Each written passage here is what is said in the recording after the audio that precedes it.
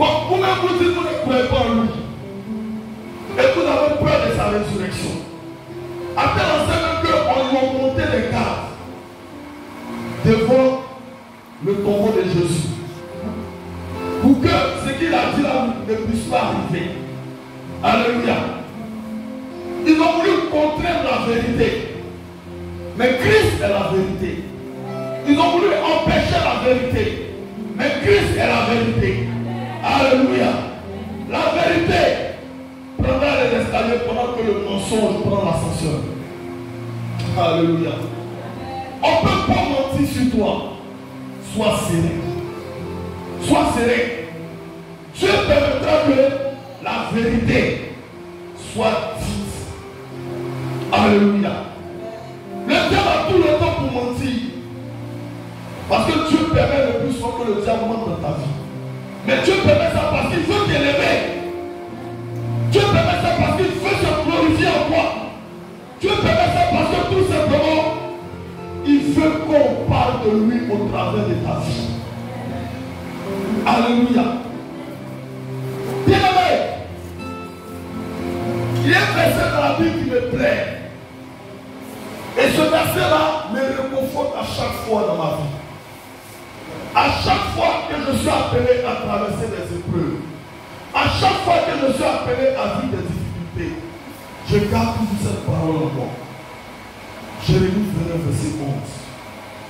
Alléluia. Jérémie 29, verset 11 nous dit quoi? L'Éternel dit, je connais les projets que j'ai formés sur vous. Alléluia. Je connais les projets que j'ai formés sur vous, mes enfants. Mais il nous révèle les projets qu'il forme sur nous. Les projets que l'Éternel forme sur nous, il ne les cache pas. Il nous les révèle. Pour que, si nous vivions, vivre ces projets, nous puissions revendiquer. Pour dire que ces projets-là, moi, mon Dieu ne m'a pas dit ça. Donc si je vis et que tu dis ces projets, je dois revendiquer. Alléluia. Je dois dire à celui-là qui a apporté les projets qui sont contraires au projet de Dieu dans ma vie, d'arrêter ça maintenant.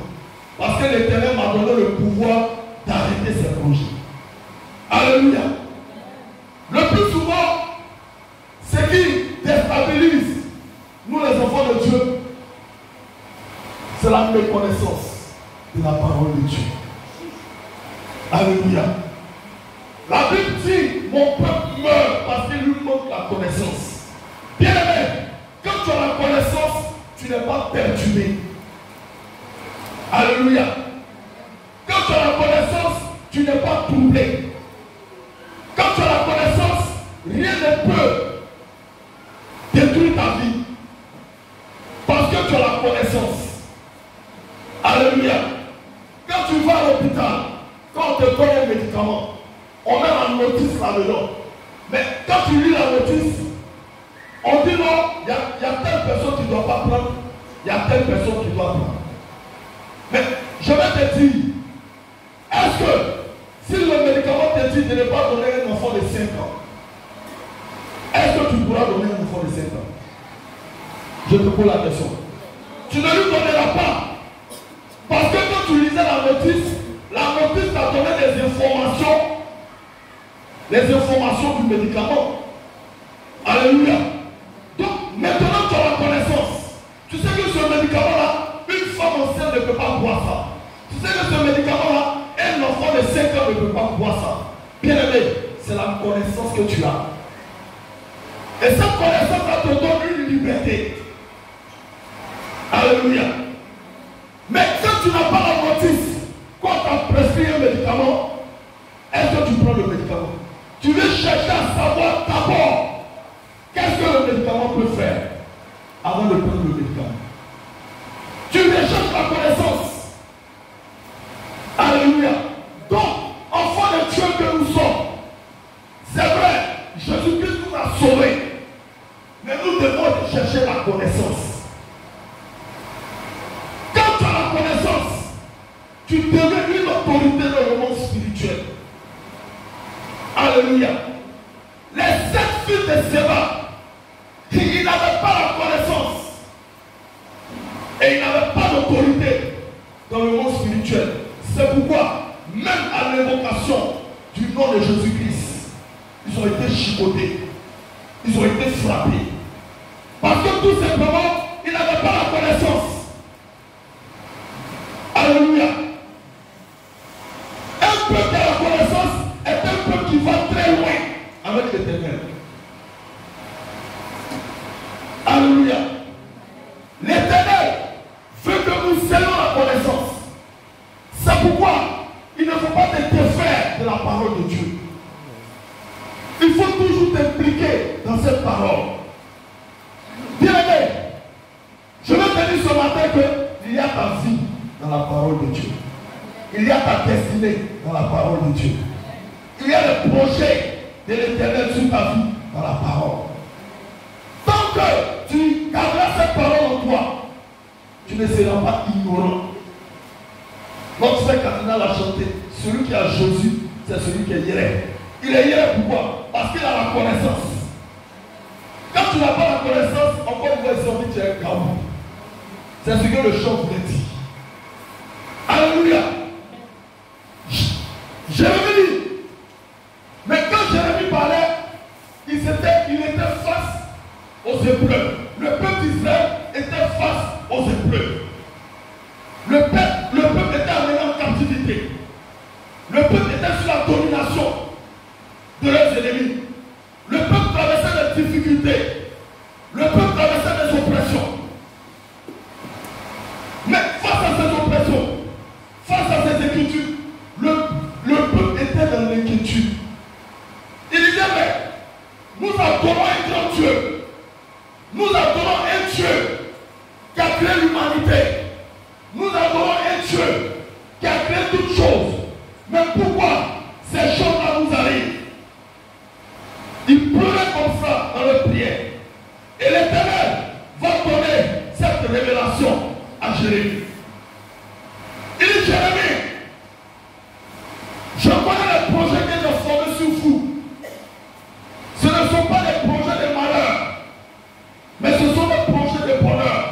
Bien-aimé, quand tu vis les projets hors projet de l'Éternel, tu as le pouvoir, tu as l'autorité de t'élever et de revendiquer et pour annuler tous ces projets de ta vie.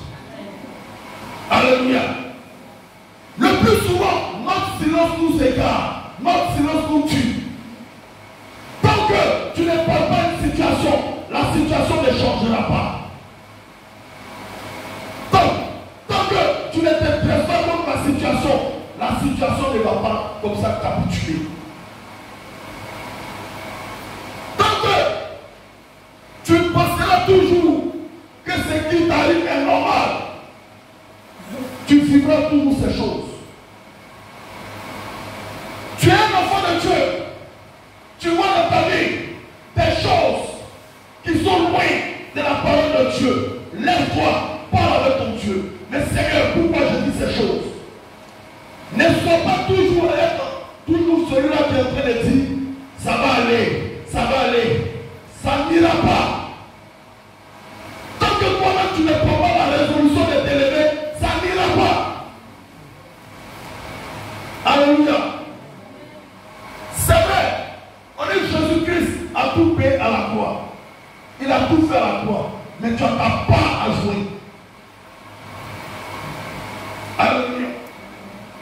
Toutes ces choses, Jésus-Christ les a gagnées dans le spirituel, mais il te quitte pour que tu sois dans le physique, celui qui matérialise sa victoire.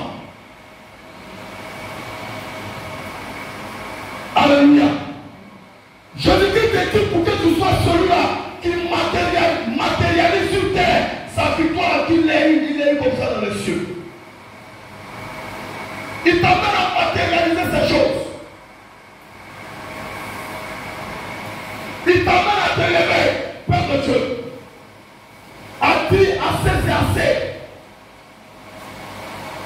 Quand tu caches ton mal, la maladie prospère. Mais quand tu parles de ton mal, il y a quelqu'un qui te donnera un médicament. Alléluia. Il y a quelqu'un qui te donnera un médicament. Oui, j'avais le mal que tu as. Mais j'ai pris ça. C'est ce qui m'a guéri. Oui, j'avais le mal que tu as. Voilà ce que je fais. Et voilà comment ma guérison est venue. Ne nous renfermons pas. Nous sommes des frères en Christ. Nous sommes des soeurs en Christ. Nous devons partager nos problèmes. Nous devons partager nos situations. Certainement, ton frère va te montrer l'orientation. Alléluia. Alléluia. Jérémie est clair. Jérémie est clair. Toute promesse que tu vis qui n'est pas dans la parole de Dieu, revendique. Ne t'étais pas. L'Éternel a dit, il arriverait un temps dans nos vies, il y aura des épreuves, mais ces épreuves tu n'ont pas. Même Jésus a été éprouvé. Mais l'épreuve de Jésus, pendant que Jésus était dans l'épreuve, il ne s'est pas tué. Il avait le bon maniement de la parole de Dieu. Alléluia. Il avait le bon maniement. Et c'est ce bon maniement de la parole qui a fait fuir le diable. Parce que le diable a compris qu'il avait en face de lui quelqu'un qui avait la connaissance. Quand le diable sait que tu as la connaissance, il ne tue plus avec toi. Il te fuit. La Bible dit, quand il a dit à moi, Jésus a répliqué avec la parole. Mais tout ce que le diable disait, je vais vous poser la question. Est-ce que ces choses n'étaient pas dans la parole? Alléluia. Le diable prendra toute la parole pour la manipuler. Mais il va te dire, si tu décides d'être un bon manipulateur de la parole, tu seras un bon manipulateur de la parole. Et le diable ne pourra rien contre toi. Mais toutes ces choses se demandent. Toutes ces choses se demandent dans la présence de Dieu. Toutes ces choses se réchauffent dans la présence de Dieu. Dieu nous aime. Si nous lui demandons ces choses, mais les choses que tu lui demandes, c'est pour ta progression. Il ne va jamais te refuser ces choses. Les dons que nous connaissons, mais les dons là sont pour le corps de Christ. Alléluia. Ces choses-là, nous devons les demander à l'Éternel. Pour ne pas que nous soyons ignorants. Parce que quand tu es ignorant, tu ne vas pas loin. Quand tu es ignorant, quand il y a un débat, tu ne parles pas. Tu es muet. Alléluia. Là, Dieu a permis que tu connaisses sa parole pour que tu puisses parler bien de lui. Pour qu'elle soit disant quelqu'un qui connaît la parole, qu'elle va venir t'affronter. Pour que tu puisses bien révéler ton Christ. Parce que tout simplement, tu as d'abord une intimité avec lui. Tu as d'abord la connaissance de la parole qui te révèle. Bien aimé, tu es assis. Le diable ne peut rien contre toi. Aucune doctrine ne pourra te détourner de la face de Dieu. Aucune connaissance contraire ne pourra te détourner de la face de Dieu. Aucune. Parce que Dieu, quelque part, est en train d'aller avec toi. Alléluia. Alléluia. Alléluia. Et je veux dire à quelqu'un, ce matin, le thème que je vais partager avec toi, c'est des sépulcres à la gloire. Des sépulcres à la gloire. Et je dis cela. Nous allons lire la parole de Dieu.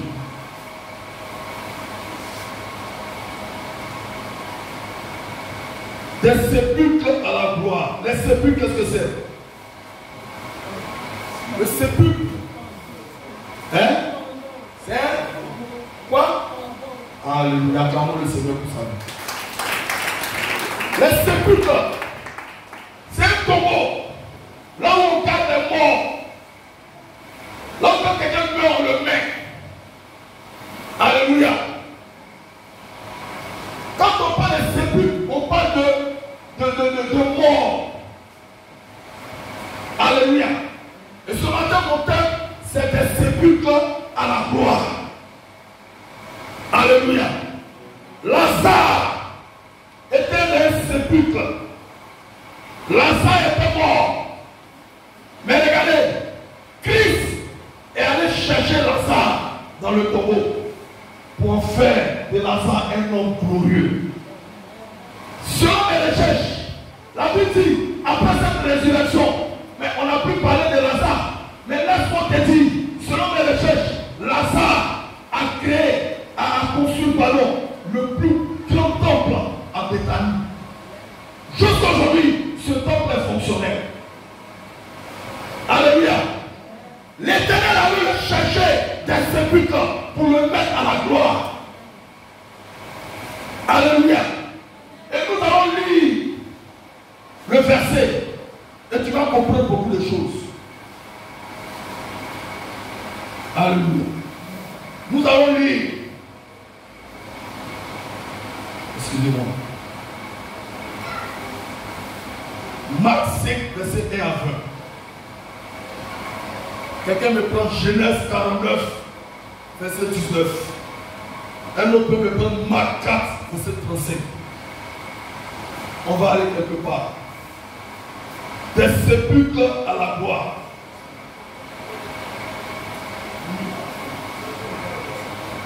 Je reprends. Marc 5, verset 1 à 20. Genèse 49, verset 19. Marc 4, verset 35.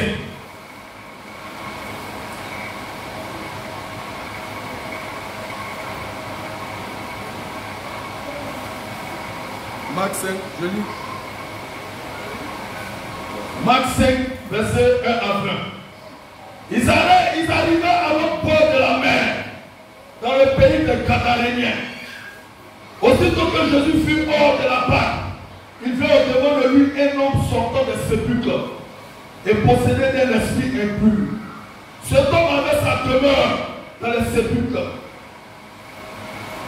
Et personne ne pouvait plus le lier, même avec une chaîne. Car souvent il avait eu des fers aux pieds et avait été lié de chaînes. Mais il avait rompu les chaînes et brisé les fers. Et personne n'avait la force de le dompter. Il était sans cesse, nuit et jour, dans les sépulcres et sur les montagnes, criant et se maîtrisant avec les pierres. Alléluia. Et s'écria d'une voix forte: qu'y a-t-il entre moi et toi, Jésus, Fils de Dieu, très haut? Je te conjure, au nom de Dieu, ne me tourmente pas. Comme le verset, alors je vais accélérer par le 15. Il vint auprès de Jésus et il vit le témoignage, celui qui avait eu la légion, assis, vêtu et dans son bon sens. Et il fut saisi de frayeur. Ceux qui avaient vu ce qui s'était passé leur racontaient ce qui était arrivé au témoignage et au bousseau. Alors, il s'est mis à supplier Jésus de quitter leur territoire. Comme il montait dans la barque, celui qui avait été témoignage lui demanda la permission de rester avec lui. Jésus ne lui permit pas. Dis, Jésus ne lui permit pas. Jésus ne lui permit pas. Alléluia. Alléluia. Bien aimé, le verset est trop long. Je vais expliquer ça tout à l'heure. Nous allons prendre Genèse 49, verset 19. Genèse 49, verset 19. Et si quelqu'un a lu Marc 4, verset 35, il lise. Genèse chapitre 49, verset 19. Gad sera assailli par des bandes armées. Gad sera assailli par des bandes armées. Mais il les assaillira et les poursuivra. Il les assaillira et les poursuivra. Alléluia. Acclame le Seigneur pour cette parole. Alléluia. Et le dernier, Marc 4, verset 35. Marc chapitre 4, verset 35. Ce même jour, sur le soir, Jésus leur dit: passons à l'autre bord. Passons à l'autre bord. Amen. Alléluia. Alléluia. Amen. Bien aimé. Voilà trois histoires qui révèlent quelque chose de très important dans notre vie spirituelle. Alléluia. Le premier verset dont je vais tirer ton attention, c'est Genèse 49, verset 19. Ce verset nous parle de Jacob. Au soir de sa vie, qui a décidé de bénir ses enfants. Il avait 12. Et c'est 12 qu'on dit les 12 tribus. Alléluia. Il a pris la résolution de bénir ses enfants. Mais je vais laisser toutes les autres bénédictions. Je vais m'attarder sur Genèse 49, 19. Quand il arrive sur l'un de ses fils qu'on appelle Gad, il dit quoi? Gad sera. Mais la suite c'est quoi? Alléluia. Quelque part, bien-aimé, quelqu'un t'a assailli. Mais ce matin, l'Éternel m'envoie te dire que l'Éternel te donne la puissance de quoi l'assaillir maintenant. De quoi l'assaillir maintenant. Quel que soit ce que tu traverses, quelle que soit la difficulté que tu traverses, l'Éternel dit, cette saison est ta saison, pour que tu puisses assaillir tes ennemis. Pour que tu puisses déclarer des paroles et tes ennemis vont tomber au prix. Alléluia. Alléluia. Regardez, cette parole était pour Gad.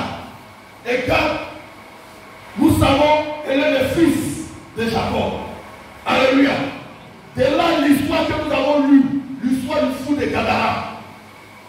Alléluia. Il venait de la ville de Gad. Alléluia. Mais cette parole que Jacob a prononcée, cette parole s'est manifestée dans la vie de ce jeune homme. Alléluia. Cette parole, longtemps, Jacob a déclaré, s'est manifestée dans la vie de cette ville, la ville de Gad. Alléluia. Alléluia. Et bien aimé, la Bible nous parle ici d'un jeune homme. Et ce jeune homme, la Bible dit qu'il était assailli par les démons. Quand sa maladie a commencé, ses parents, pour pouvoir le garder avec eux, pour pouvoir contrôler ses faits et gestes, parce que quand quelqu'un perd le bon sens, il devient vraiment violent. Et si ce monsieur, ses parents ont décidé de l'attacher, c'est parce qu'il était violent. Alléluia. Et c'était la seule solution pour ses parents de maintenir leur fils hors du danger. Alléluia. Donc, quelle était la solution? La solution, ils ont comment on appelle ça, attaché avec des fils de fer le pied de ce jeune homme. Ils l'ont attaché avec des cordes, avec des fils de chaîne. Alléluia. Pour l'empêcher de quitter leur vision. Pour l'empêcher de quitter, comment on appelle ça maintenant, leur maison. Mais regarde, la Bible dit, ce jeune homme était, c'est-à-dire, il était rempli de démons. Alléluia. Les démons l'avaient assailli. Et quand nous allons très loin, on dit il avait une légion. Il y a quelqu'un, quand Jésus-Christ est descendu, qui est venu, un esprit qui est venu dire à Jésus, qu'est-ce que tu veux? Ce n'est pas encore le temps qu'on laisse ce jeune homme. Ce n'est pas encore le temps qu'on le libère. Et Jésus va leur poser la question de savoir, mais qui vous êtes? Et ils m'ont dit, nous sommes légion. Alléluia. Une légion, c'est pratiquement une multitude d'armées. Alléluia. Quand on parle de légion, on parle, c'est un langage d'armée.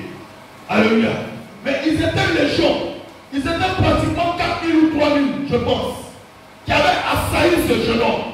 Mais quand nous voyons au départ de l'histoire, cette histoire est intéressante. Alléluia. Cette histoire est intéressante parce que sur ce jeune homme, parce que sur la ville dont le jeune venait, sur cette ville, il y avait une parole. Dis avec mon parole. Je veux te demander ce matin qui a parlé sur ta vie. Ou bien qui continue de parler sur ta vie. Il y a des paroles qui changent de destinée. Il y a des paroles qui détruisent tes vies. Alléluia. On dit Gad sera assailli. Mais la bonne nouvelle de Gad sera libéré.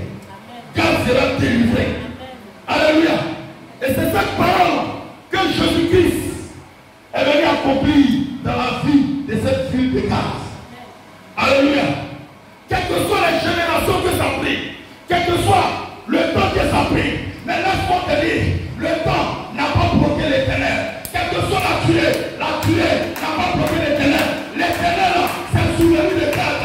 Les ténèbres, c'est souverain de garde. Il s'est rappelé de garde et il est venu libérer de garde. Alléluia.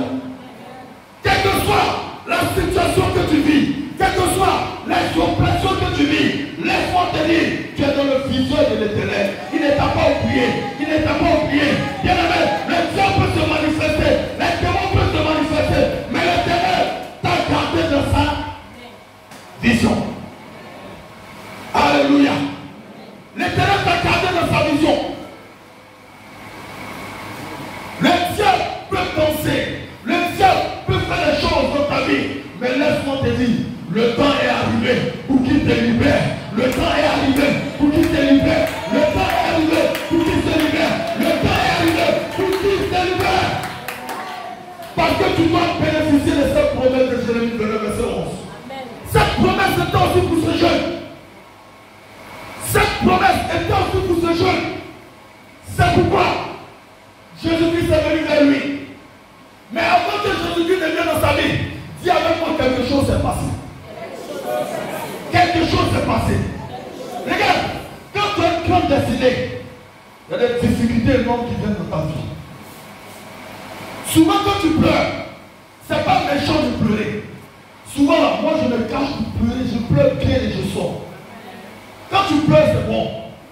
Parce que les pleurs t'amènent à prendre conscience. Je me cache bien pour pleurer. Alléluia. Il y a des difficultés dans nos vies. Il y a des problèmes dans nos vies qui nous amènent le plus souvent à pleurer. Pleure mon frère. Mais une chose, relève-toi. Relève-toi. Ne te mets pas dans les pleurs. Relève-toi. Cette histoire est tellement chic, est tellement intéressante. La Bible dit, Jésus-Christ a tout arrêté. Alléluia. Pour aller localiser ce fou. Jésus-Christ a arrêté son emploi du temps. Parce que le temps de Jésus-Christ était arrivé dans la vie de ce jeune homme. Je veux te dire, Jésus-Christ a arrêté son emploi du temps à cause de toi. À cause de toi. À cause de toi. Quelque chose, quelles que soient les difficultés que tu traverses, quelles que soient les oppressions que tu traverses, l'Éternel a arrêté le temps pour toi. Parce que tu dois rentrer dans ta destinée. Parce que tu dois rentrer dans ton temps de gloire. Alléluia. Jésus-Christ a tout arrêté. Et il a dit aux disciples, il est l'heure qu'on aille à Gaza. Alléluia. Il est l'heure qu'on aille à Gaza. Il est l'heure qu'on aille dans la maison de M. qui plaît. Il est l'heure qu'on aille dans la maison de M. Charlie. Il est l'heure qu'on aille dans la maison de M. Marie Michel. Il est l'heure. Jésus-Christ a tout arrêté. Alléluia. Et il a embarqué avec ses disciples. Mais il y a quelque chose qui me touche. C'est parce que le fou là n'était pas n'importe qui. Dis à quelqu'un n'importe qui. Ce fou là n'est pas n'importe qui. C'est un fou bizarre. C'est un fou. Tellement il est clandestiné, le maître même se déplace pour aller venir. Ah. Hey, regarde, imagine-toi. Tu as couché chez toi à la maison et ton portable sort. Et le portable, il y a quelqu'un qui te dit, Mini aujourd'hui ne va pas quelque part. Mini aujourd'hui reste à la maison. Mini aujourd'hui nettoie ta maison. Mini aujourd'hui arrête bien ton salon. Le président de la République se déplace pour venir de toi. Le président de la République se déplace pour venir de toi. Regarde, dès que j'apprends ça, tout le dispositif de ma maison change. Amen. Hey. Tout le dispositif de ma maison change. Pourquoi? Parce qu'il y a une personnalité qui vient. Alléluia. Quand Jésus-Christ t'a localisé, bien aimé, tu n'es pas n'importe qui, tu as une personnalité. C'est parce que tu as une personnalité que Jésus-Christ t'a sauvé. C'est parce que tu as une personnalité dans le monde spirituel que Jésus-Christ t'a appelé. C'est parce que tu as une personnalité que Jésus-Christ t'a choisi. Hey. Regarde. Cette histoire-là, la Bible dit quand ils sont montés dans la barque, Jésus-Christ dormait. Alléluia. Jésus-Christ dormait. Je veux dire à quelqu'un, le silence de l'Éternel n'est pas son oubli. Tu peux arriver dans ta vie, tu as pas l'impression que tout est fermé autour de toi. Il peut arriver dans ta vie, tu as pas l'impression que souvent les gens disent, André, moi je fais caca comme ça, où ça? À l'église. Les gens disent ça. Alléluia. Pourquoi? Parce qu'ils vivent des difficultés pas possibles. Mais le jour où l'Éternel se souvient d'eux, cette longue difficulté devient joie. Parce que l'Éternel transforme tes difficultés en joie. Parce que l'Éternel transforme tes problèmes en solution. Tu deviens la solution de ta famille. Tu deviens la solution de ton foyer. Tu deviens la solution de ta maison. Alléluia. Regarde, quand ils étaient dans le bateau, Jésus-Christ le met tombé. La Bible dit, l'orage a commencé. Les vents tempétueux ont commencé. Les vents qui ont été comme ça, programmés même par l'ennemi, par le diable. Le diable envoie même le vent pour pouvoir stopper. Alléluia. Jésus-Christ de Nazareth. Parce que Jésus-Christ partait accomplir une grande mission. Alléluia. Ils ont voulu stopper. Mais on dit le maître tombait. Alléluia. Alléluia. Le maître tombait.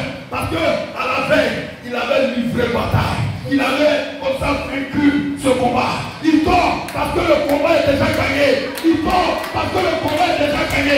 L'Éternel dort dans ta vie parce qu'il sait que tu vas te marier. L'Éternel dort dans ta vie parce qu'il sait que tu vas travailler. Ne t'inquiète plus.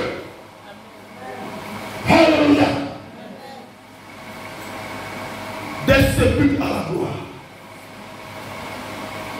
Quand la tempête a commencé, les disciples étaient inquiets. Ils disent, maître, on meurt. Mais Christ dormait. Alléluia. Mais quand Christ s'est réveillé, il a ordonné à ce que la tempête s'arrête. Et la tempête s'est arrêtée. C'est parce que le fou a une grande destinée. Les gens voulaient empêcher Jésus d'aller croiser ce fou. Parce que ce fou-là allait faire quelque chose de grand. Parce que ce fou-là allait faire de l'espoir. Parce que ce fou-là allait aller dans une dimension. Parce que ce fou-là allait gagner une vie. Ils ont voulu empêcher Jésus. Dis à ceux qui t'empêchent, aujourd'hui je vais vous empêcher de m'empêcher. Dis ça bien. Aujourd'hui, mon ministère romanique, je vais t'empêcher, toi qui m'empêches d'avancer. Je vais t'empêcher toi-même. Alléluia. La Bible dit, quand Jésus-Christ a ordonné, la tempête s'est arrêtée. La tempête s'est arrêtée. Quand la tempête s'est arrêtée, les disciples ont dit, mais qui est cette personne? Hey. Ils étaient étonnés. Ils disent, qui est cette personne? Lui qui parle et le vent s'arrête.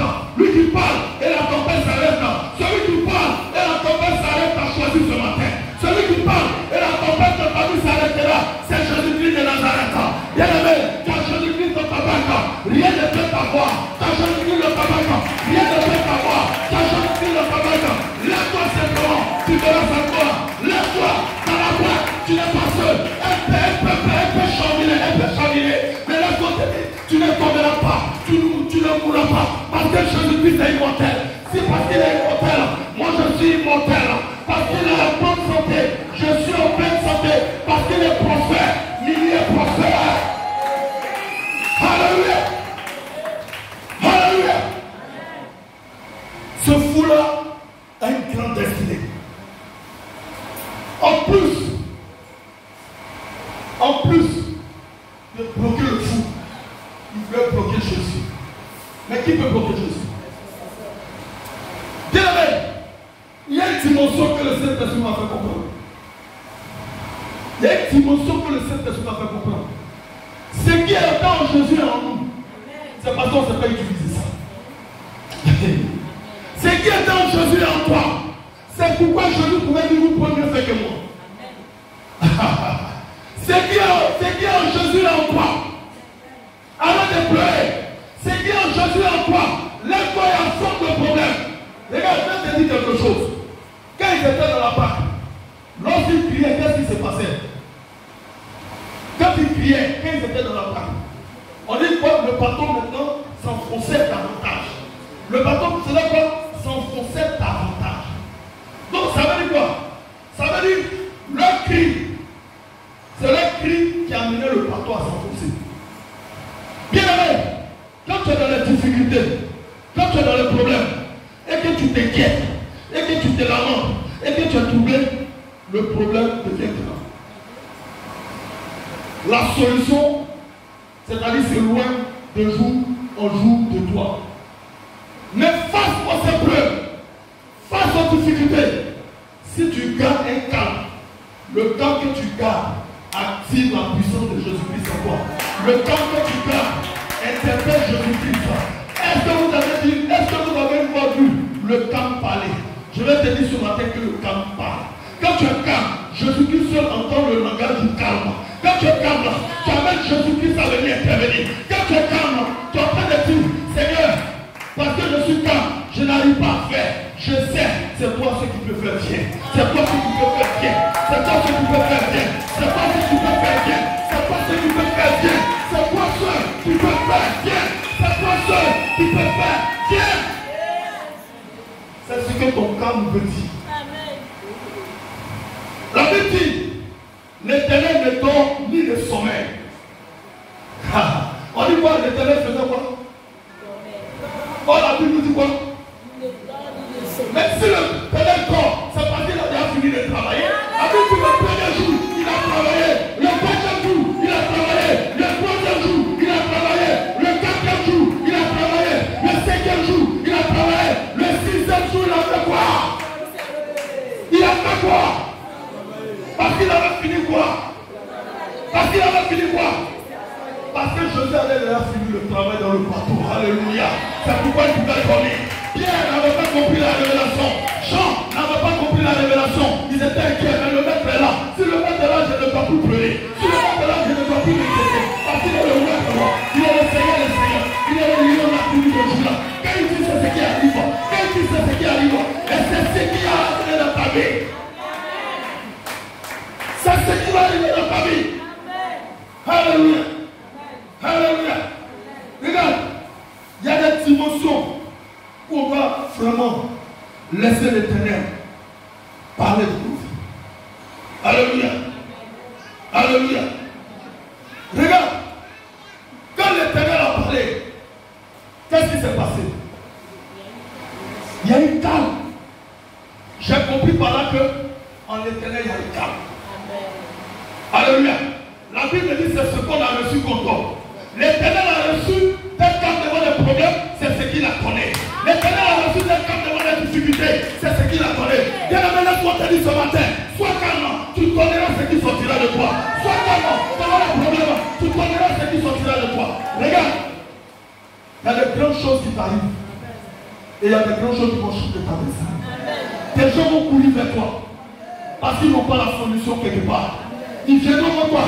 Parce que pas parce que tu es belle, pas parce que tu es belle, pas parce que tu es beau. Mais quand ils te voient, il y a une lumière qui scintille. Le monde ne voit pas. C'est lui ceux qui voient. Parce qu'il a le problème. C'est cette lumière qui scintille. Cette lumière qui scintille est en train de lui dire, va vers ma soeur, va vers mon frère. C'est lui qui a la solution. Regarde, tes gens viennent vers toi. Ils te disent, j'ai un problème dans mon ventre. J'ai un problème de cancer.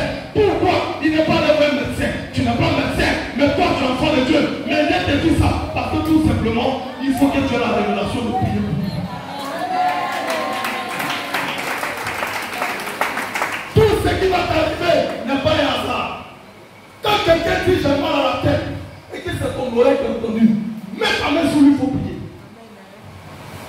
Pourquoi l'Éternel permet que tu entendes ça? Parce qu'il y a un tour en toi. Quand quelqu'un dit j'ai un problème de 500 000 et puis ça sonne dans ton oreille, c'est vrai, tu n'as pas actuellement les 500 000 parce que quelque part tu prospères. C'est ta prospérité qui t'attire vers lui pour qu'il puisse expliquer pour ton problème. C'est ta prospérité qui t'attire vers lui pour qu'il puisse expliquer son problème. Sinon en réalité, l'argent n'est pas là, mais dans le monde spirituel, tu es papa tchèque. C'est à cause de toi, il vient expliquer son problème. Alléluia.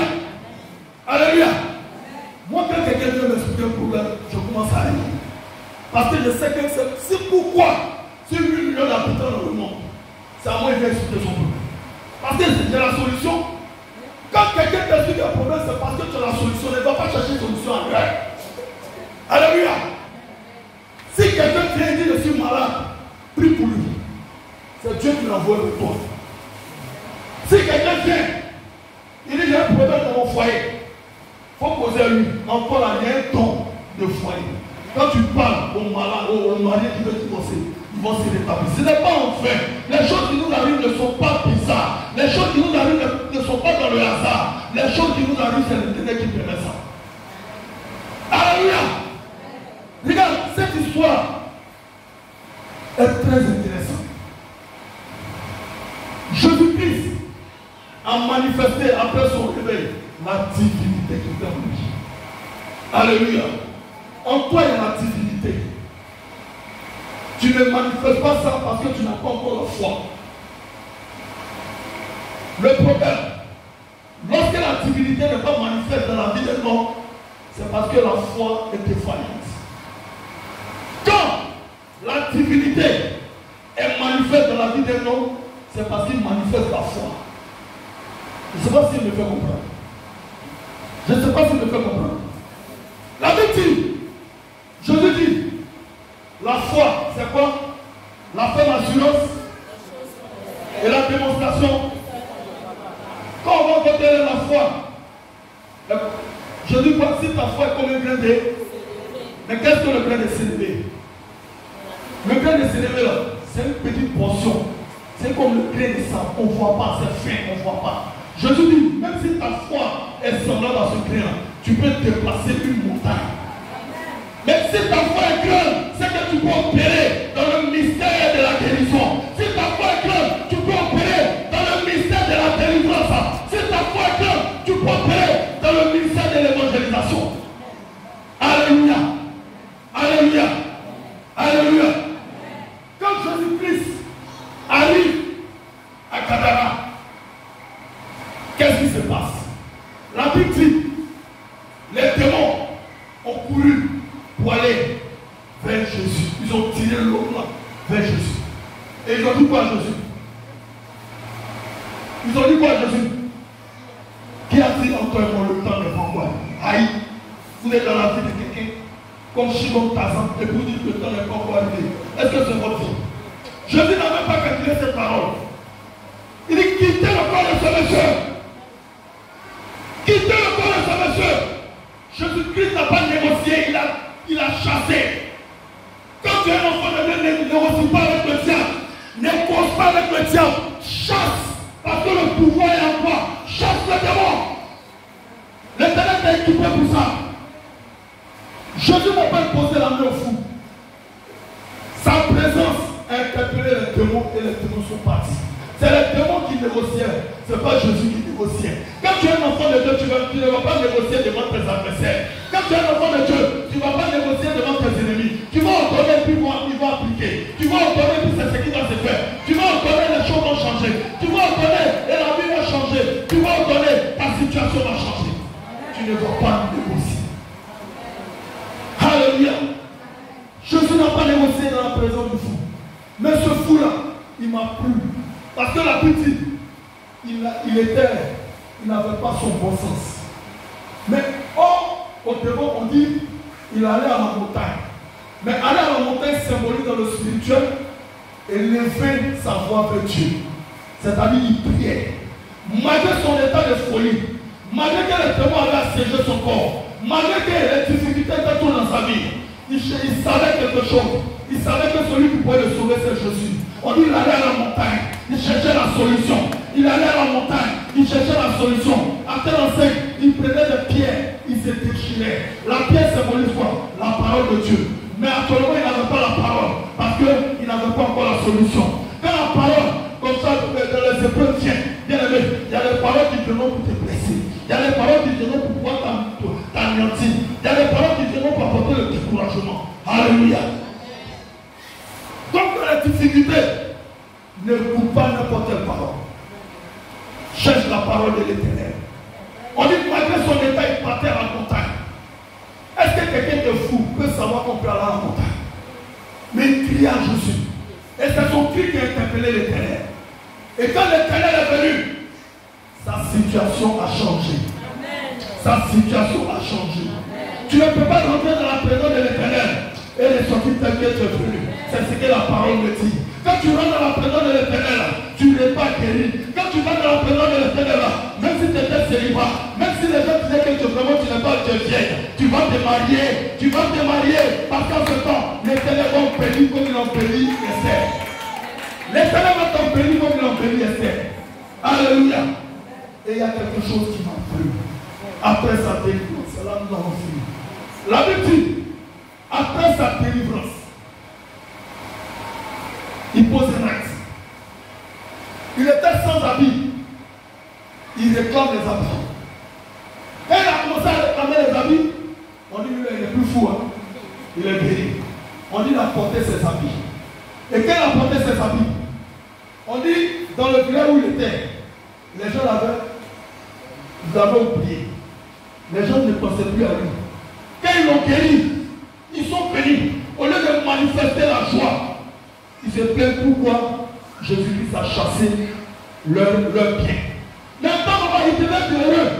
Je vais dire à quelqu'un, quand tu seras béni, ce n'est pas tout le monde qui sera content. Quand tu seras béni, ce n'est pas tout le monde qui sera content. Quand tu seras prospère, ce n'est pas tout le monde qui sera content. C'est pourquoi ne parle pas de tes projets à n'importe qui. Ne parle pas de tes projets à n'importe qui. Parle de tes projets à quelqu'un qui est devant. Parle de tes projets à quelqu'un qui connaît sa vie. Tu sais qu'il ne peut pas te faire du mal. Nous les chrétiens, on parle beaucoup, on doit raconter nos vies aux gens. Si tu veux raconter ta vie aux gens, va raconter ta vie au pasteur. Dieu l'a déjà délivré. C'est lui qui a te dit fais ça, fais ça. Alléluia. Arrête de parler de ta vie aux gens. Si tu dois voyager pour aller en Europe, c'est quand tu vas arriver à Paris, quand tu vas arriver à Bruxelles, tu vas appeler Mimi, je suis à Bruxelles. Ah, c'est pas quand tu as comment on appelle ça, un foufou. Tu es dans l'avion et puis tu m'appelles. Je vais à Paris. Il va aller voir un féticheur là-bas. Et tu vas te bloquer ici. C'est pas tout ce qui est compte que tu dois raconter aux gens. Il faut garder des choses pour toi. Il faut garder des choses pour toi. Il faut garder des choses pour toi. Des choses de ton projet. Des choses pour avancer. Il faut les garder pour toi. Ne parle pas pour parler. Parle pour dire de bonnes choses. Et la Bible dit, ils se sont opposés. Mais regarde, Jésus s'en foutait de ça. Jésus est venu accomplir une mission. La mission de Genèse 49, verset 19.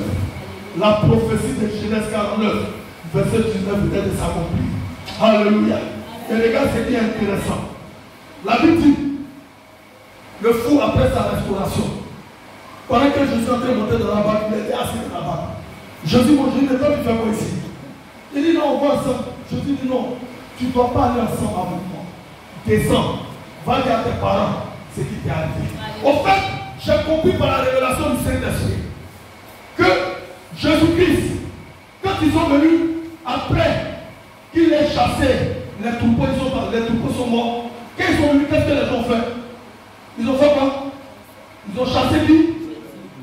Alléluia. Ils ont chassé Jésus. Mais la mission de Jésus là, c'était d'aller libérer Gadara. Alléluia. Mais Jésus sait que, Apocalypse nous dit, Jésus se tient à la porte, il frappe. Si tu entends sa voix, que tu l'entends. Mais si tu ne loues pas, il n'entend pas. Alléluia. Mais Jésus a vu là qu'il était intercepté.